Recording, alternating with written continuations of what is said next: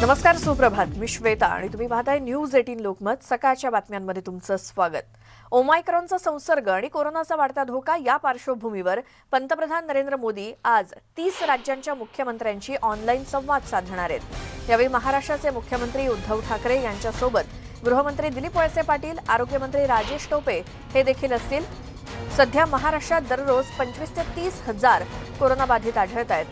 मात्र त्या तुलनेत रुग्णांचं रुग्णालयामध्ये दाखल होण्याचं प्रमाण, उपलब्ध ऑक्सिजन बेड्स, आयसीयू बेड्स आणि व्हेंटिलेटर बेड्स बघता सध्या राज्यात लॉकडाऊन लावण्याची गरज नाही, अशी भूमिका राज्य सरकार मांडणार आहे.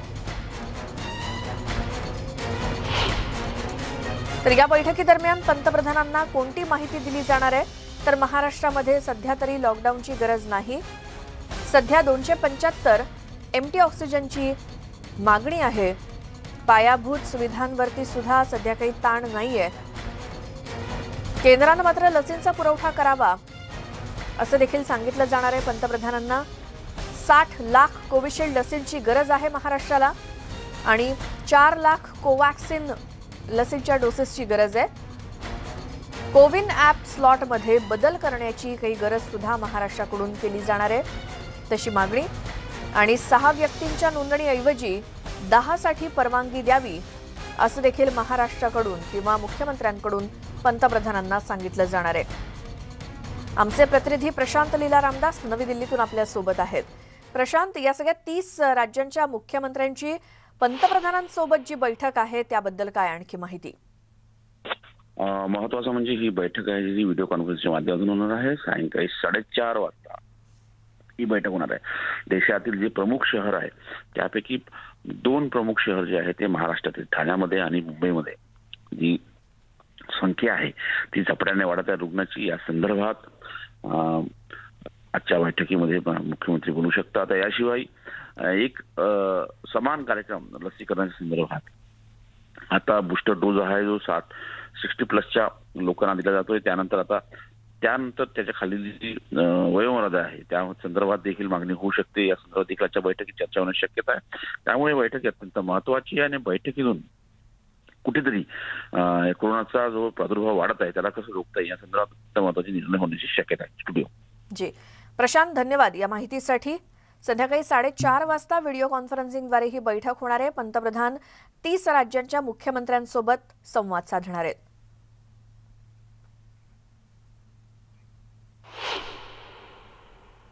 संपूर्ण देशभरात कोरोना रुग्णांची संख्या वाढत असतानाच महाराष्ट्रातली आकडेवारी सुद्धा चिंताजनक असल्याचं मत केंद्रीय आरोग्य मंत्रालयानं व्यक्त केलंय. महाराष्ट्रासोबतच तामिळनाडूमध्ये सुद्धा कोरोनाचे रुग्ण वाढत आहेत. देशामध्ये काही ठिकाणी 100% लसीकरण झाल्याची माहिती सुद्धा केंद्रीय आरोग्य मंत्रालयानं दिली.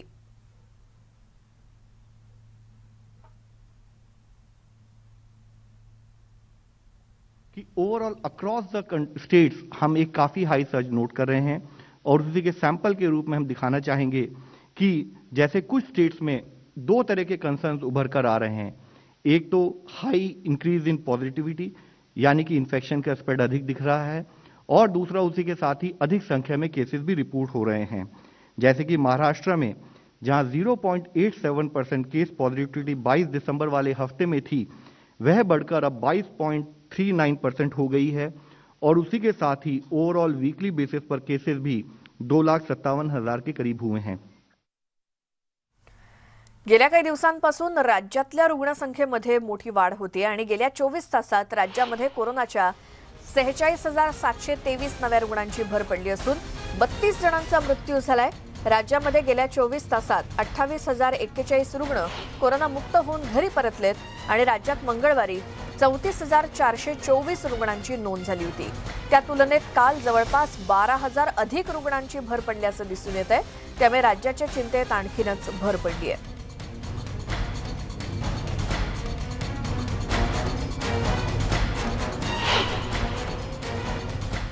संपूर्ण राज्यानंतर आता मुंबईतली आकडेवारी पाहूयात. मुंबईत गेल्या 24 तासात 16,420 इतके नवे कोरोनाबाधित सापडलेत तर 7 जणांचा मृत्यू झालाय. मंगळवारच्या तुलनेत जवळपास 5,000 इतके जास्त कोरोनाबाधित सापडलेले आहेत कालच्या दिवसात. मुंबई महानगरपालिकेने दिलेल्या ताज्या आकडेवारीनुसार मंगळवारी 14,649 रुग्णांनी कोरोनावर मात केली. त्यामुळे मुंबईचा रिकव्हरी रेट हा 87% कायम आहे. मात्र मागील 24 तासात 7 जणांचा कोरोनामुळे मृत्यू झालाय. मुंबईमध्ये कोरोनामुळे मृत्यू पावलेल्यांची एकूण संख्या 16,420 इतकी झाली आहे.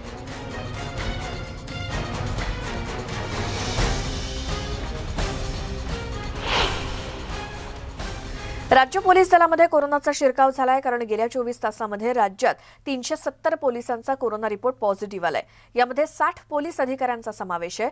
मुंबई पोलीस दलामध्ये गेल्या 24 तासात 15 अधिकारी आणि 92 अंमलदार अशा एकूण 107 जणांना कोरोनाची लागण झाली.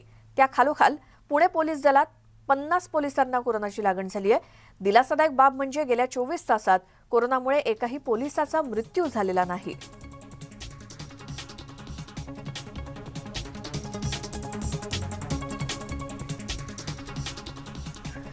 राज्यात मागील 24 तासात 46,000पेक्षा जास्त रुग्णांची नोंद झाली. त्यामुळे रुग्णसंख्या घटते असं समजू नका, असं आरोग्यमंत्री राजेश टोपे यांनी सांगितलं.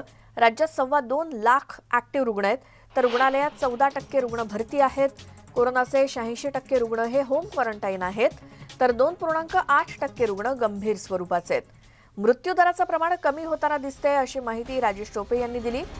लसीकरणाच्या प्रमाणात होणारी घट चिंताजनक आहे. त्यामुळे लसीकरणासाठी कडक निर्णय घेणार असल्याची माहिती टोपेंनी दिली.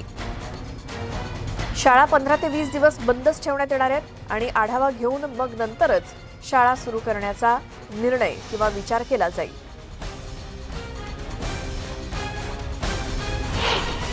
क्लॅरिटी देऊ इच्छितो की अजिबात आज एकदम कर फ्लॅट व्हायला निघाला अशा पद्धतीचं वातावरण निश्चित प्रकारे नाही. कारण आजचे सुद्धा केसेस जे रिपोर्ट होत आहेत ते 46,000 केसेस आहेत आणि त्यामुळं आता जे केसेस तुम्हाला अजून आलेले नाही तुम्हाला अपडेट, परंतु 46,000 आजचे केसेस आहेत आणि त्यामुळे कुठे असं एकदम फ्लॅटनिंग ऑफ कर्व सुरू झालेला आहे अशातला कुठलाही भाग नाही. हा पहिला विषय मला या निमित्ताने सांगायचा आहे. पॉझिटिव्हिटी रेट आजही राज्याची 21.4% आहे आणि मुंबईची पॉझिटिव्हिटी रेट 27%च्या पुढे आहे आणि त्यामुळे मला असं म्हणायचं की पॉझिटिव्हिटी रेट आहे, केसेस वाढत आहेत. साधारणपणे आज आपल्या ॲक्टिव्ह केसेस 2,25,000च्या दरम्यान आपल्या ॲक्टिव्ह केसेस एकंदर आजच्या स्थितीत आहेत. मला त्यातला एक दिलासादायक एकच विषय नक्की सांगायचा आहे, ज्यामुळे पॅनिक सिच्युएशन असू नये. कुठल्याही परिस्थितीत भीती आणि घाबरून जाण्याचा कुठलाच विषय नाही. जरी संख्या वाढत असली तरीसुद्धा त्यातला सगळ्यात जमेचा भाग असा आहे की 86% लोक हे होम क्वारंटाईन किंवा CCCमध्ये आहेत, म्हणजे अत्यंत सर्दी खोकल्यासारखा विषय आहे. 86%. मग उर्वरित 14% जे हॉस्पिटलमध्ये आहेत ते 14% कोण आहेत आणि कोणत्या स्थितीत आहेत, तर त्या 14%मध्ये साधारणपणे जे म्हणजे आपण व्हेंटिलेटर, ICU आणि ऑक्सिजन रिलेटेड ICU अशा ह्याच्यामध्ये साधारण टक्केवारी जर तुम्ही एकूण ॲक्टिव्ह केसेसच्या जर बघितली तर ती आहे ICUमध्ये 0.91%, म्हणजे 1%पेक्षा सुद्धा कमी लोक ICUमध्ये आहेत. व्हेंटिलेटरवर किती आहेत तर 2.25 लाखाच्या 0.32% हे व्हेंटिलेटरवर आहेत. ऑक्सिजन आणि व्हेंटिलेटर म्हणजे ICU मधलंच असतं असे किती आहेत तर 0.59%. आणि DCHC म्हणजे जिथे फक्त ऑक्सिजन बेड्स आहेत अशी जी काही कॅटेगरी असते हॉस्पिटलची त्याच्यामध्ये 1.89% हे त्यामध्ये आहेत. असं एकंदर 2.8% हे आपण ज्याला म्हणू की गंभीर कॅटेगरीच्या मध्ये एकूण असलेल्या ॲक्टिव्ह केसेसचे रुग्ण आहेत. शाळेच्या बाबतीत सुद्धा चर्चा प्रदीर्घ झाली आणि जे काही आता ग्रामीण भागामध्ये सुद्धा शाळेंच्या म्हणजे रुग्णांची संख्या वाढत चाललेली आहे. आता मराठवाड्यामध्ये वाढते, विदर्भामध्ये वाढते. ह्या सगळ्या गोष्टी लक्षात घेऊन साधारण एक 15-20 दिवस अजून शाळा बंद ठेवण्याच्या दृष्टिकोनातूनच निर्णय व्हावा अशाच पद्धतीचं चर्चेच्या अंती त्या ठिकाणी निर्णय झालेला आहे आणि त्याच्यानंतर ऑब्झर्वेशन करूया की कशी पीक चाललेला आहे. त्यानंतर मग शाळेच्या संदर्भातला निर्णय योग्य तो घेण्यात येऊ शकेल. काल राज्य मंत्रिमंडळाच्या बैठकीमध्ये 2 मोठे निर्णय झालेत. एकतर दुकानांवरती मराठी पाट्या लावणं बंधनकारक असणार आहे, तसंच त्या दुकानांच्या पाट्यांवर मराठी म्हणजे देवनागरी अक्षरं मोठ्या आणि ठळक शब्दात असावीत. इतर भाषेपेक्षा ती लहान चालणार नाहीत असं स्पष्ट करण्यात आलंय. राज्य मंत्रिमंडळाच्या बैठकीत या प्रस्तावाला मंजुरी देण्यात आली. सोबतच मुंबईत 500 स्क्वेअर फुटांपर्यंतच्या घरांना मालमत्ता कर माफ करण्यात आलाय आणि राज्य मंत्रिमंडळाच्या बैठकीत करमाफीला मंजुरी मिळाली. ठाण्याबाबत सुद्धा लवकरच निर्णय घेण्याची मागणी करण्यात आली आहे. दरम्यान शाळातील विद्यार्थ्यांची वाहतूक करणाऱ्या वाहनांना करमाफी देण्याचाही मोठा निर्णय मंत्रिमंडळानं घेतलाय.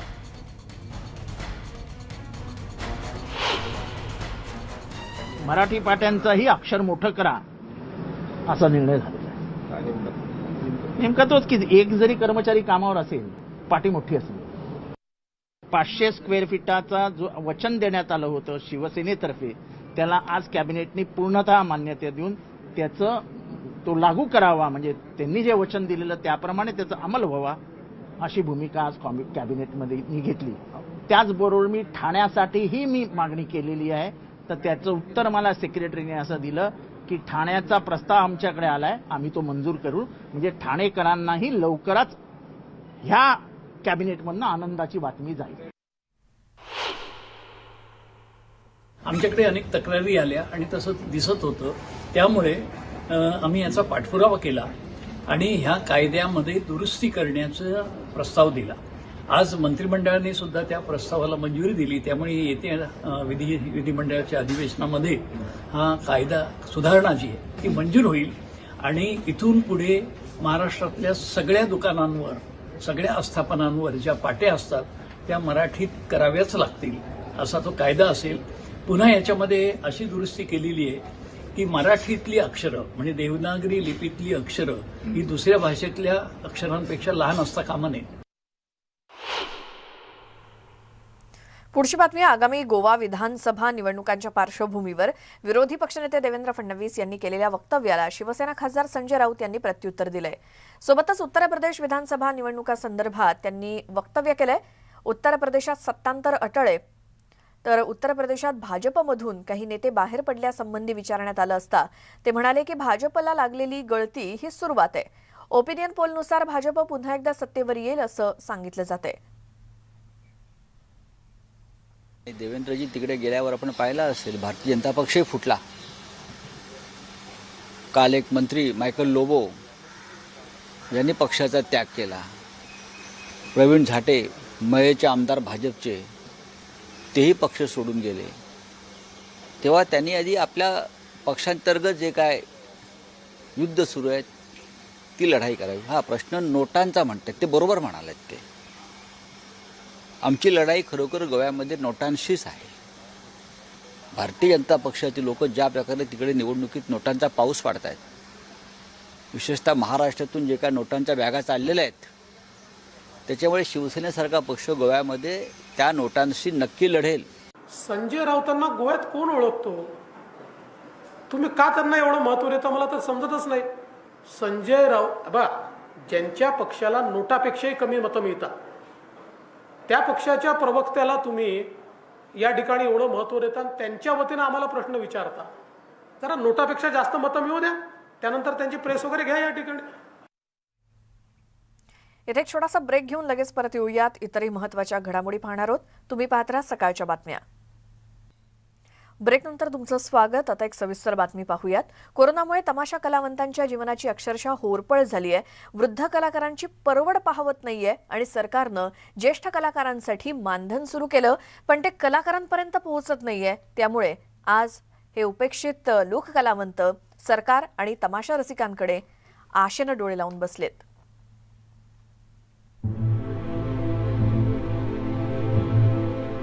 गेली 5 दशकं तमाशा फड गाजवलेले हे आहेत पेठमधील अशोक क्षीरसागर.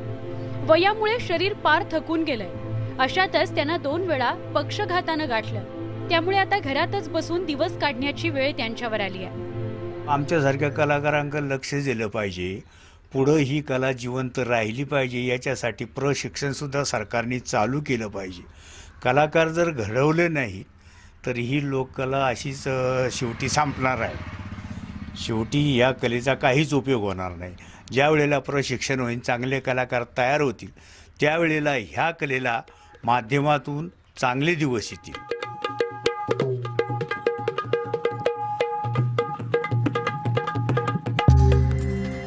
दोन वर्षांपासून कोरोनामुळे रोजीरोटी बुडाली आहे. तमाशाफड बंद असल्यामुळे घर कसं चालवायचं असा प्रश्न त्यांना पडलाय. हाताला कामधंदा नसल्यामुळं घराचं वीज बिल थकलं. महावितरण कंपनीनं त्यांच्या घरातील वीज कनेक्शन तोडलंय. क्षीरसागर कुटुंबाची सगळीकडून कोंडी झाली आहे. पायामुळे पण काम करता येत नाही आणि शासकीय मदत पण नाही मिळाली अजून काहीच. आता ऑर्केस्ट्रा परत चालू केला होता, रेसल चालू केली होती, हातूसने पैसे घेतले होते, ते सुद्धा पैसे देता येत नाहीत. आता कार्यक्रम बंदच झालेत पूर्णपणे. शासनाला एकच विनंती आहे माझी का आम्हाला थोडंसं मानधन देऊन परत उभं करा किंवा काहीतरी कामधंदा तरी द्या. निदान हे नाही तर दुसरा कामधंदा मिळवून द्या किंवा कामासाठी भांडवल द्या. आम्ही कुठला तरी व्यवसाय चालू करू बा. अशोक क्षीरसागर यांची व्यथा जाणून घेतल्यावर आम्ही थेट एका तमाशाच्या राहुटीवर पोहोचलो. तुकाराम खेडकर सह पांडुरंग मुळे मांजरवाडीकर यांच्या फडात तमाशाची रिहर्सल सुरू होती.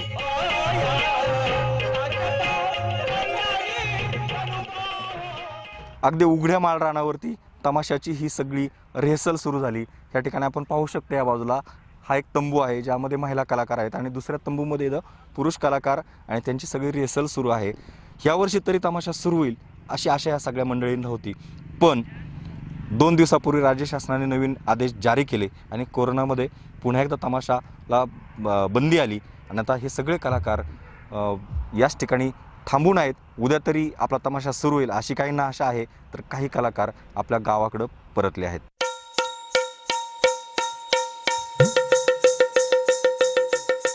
कोरोनाच्या काळात सरकारकडून तमाशा कलावंतांची झालेली उपेक्षा आणि कोरोनामुळे संकटात सापडलेला तमाशा याचा फडमालक आविष्कार मुळे यांनी पाढाच वाचला. सावकारी पाशात तमाशा व्यावसायिक अडकत चाललाय असं त्यांनी यावेळी सांगितलं. त्याच्यासाठी आमचं शासनाला म्हणणं आहे, जे तुम्ही सगळे 50% चालू केलं आहे तसं आमचंही 50% चालू झालं पाहिजे. आज आमचा उदरनिर्वाहाची एवढीच गोष्ट आहे. हां, आमच्या लोक कलावंतांसाठी शासनाने एवढं तरी चालू ठेवलं पाहिजे. तुम्ही पिक्चर टाकी चालू ठेवले, थिएटर चालू ठेवलेले 50%. पण तमाशा विषय काय हे होते कायच कळाना. 50% तुम्ही चालू ठेवा तरी आमचा आनंद आहे. आमचे लेडीज वर्ग या तमाशाशिवाय दुसरं काही त्यांना काम येत नाही. ते कोणाच्या इथे धुंडे मांडायला जातात. असं करून उदरनिर्वाह चालू आहे.